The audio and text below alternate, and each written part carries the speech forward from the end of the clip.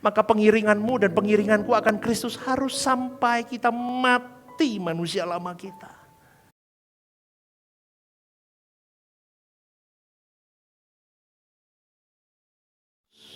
Dalam Ibrani 12 ayat 3 sampai 4 Alkitab mengungkap rahasia mengenai iman yang perfect, sempurna.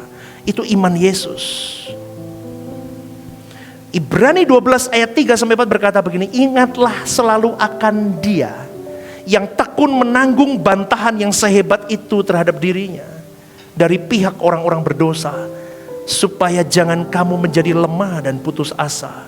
Dalam pergumulan kamu melawan dosa, kamu belum sampai mencucurkan darah. Artinya saudaraku, penulis kitab Ibrani ini mau menunjukkan bahwa Tuhan Yesus adalah teladan iman yang bisa menuntun hidupmu dan hidupku mencapai iman yang sempurna. Amin saudaraku. Iman yang sempurna, katakan bersama 1, 2, 3. Iman yang sempurna. Itu penting sekali.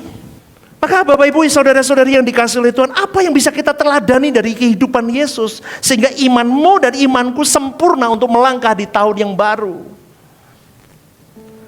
Apa? Yang pertama, ketaatan tanpa syarat kepada Bapaknya.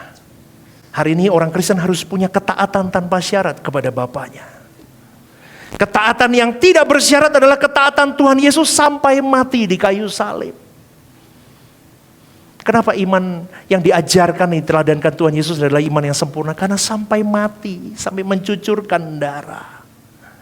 Maka pengiringanmu dan pengiringanku akan Kristus harus sampai kita mati manusia lama kita. Amin gak nih? Amin gak nih? Mulai bijak. Orang punya masalah karena kedagingannya manusia lamanya gak mati.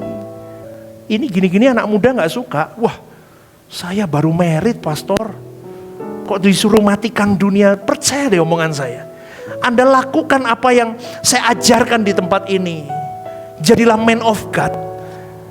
Tuhan pelihara, kau akan punya kedamaian, sukacita, kenikmatan hidup yang tidak bisa saya katakan, saudaraku. Hidup yang paling bahagia adalah ketika kau punya Tuhan dan dimiliki dan memiliki Tuhan. Katakan amin. Amen. Itu hidup yang paling bahagia. Kau punya segalanya, kalau kau gak punya Tuhan kau tidak bahagia. Tapi kalau kau gak punya segalanya pun, tapi kau punya Tuhan kau bahagia.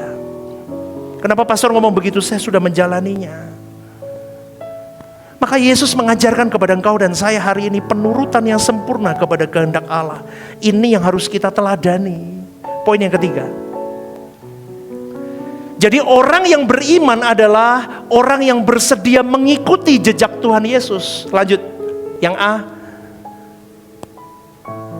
Oleh sebab itu objek iman kita pada prinsipnya bukan apa saudaraku? Sejumlah keinginan atau cita-cita. Atau juga bukan suatu barang yang kita butuhkan. Melainkan siapa? Pribadi Tuhan Yesus. Coba terbalikkan. Iman yang selama ini diajarkan di mana-mana. Dengan iman yang diajarkan di suara kebenaran. Beda saudaraku. Maka engkau dan saya harus mau tidak mau mengikuti pathway Tuhan Yesus. Kita belajar untuk mengikuti apa yang Dia lakukan, apa yang Dia pikirkan, apa yang menjadi perasaannya, kehendaknya. Kita belajar untuk jadi orang Kristen yang benar mulai hari ini. Karena aku tahu Allahku, kalau aku tidak memperbesar kapasitas imanku kepada Kristus, remuk aku hidup. Shalom saudaraku yang terkasih di dalam Tuhan. Ada program baru yang bernama Are You Okay? Ini adalah program yang memang diadakan bagi saudara-saudari yang rindu atau ingin didoakan. Mungkin saudara-saudari sedang mengalami pergumulan-pergumulan hidup yang sulit, yang berat, menghadapi masalah-masalah yang tidak mudah. Saudara-saudari bisa klik di formulir online yang tertera atau scan barcode di situ. Anda bisa tuliskan di sana apa yang menjadi pergumulan masalah Anda yang ingin didoakan. Tujuannya satu, Anda tidak merasa sendiri.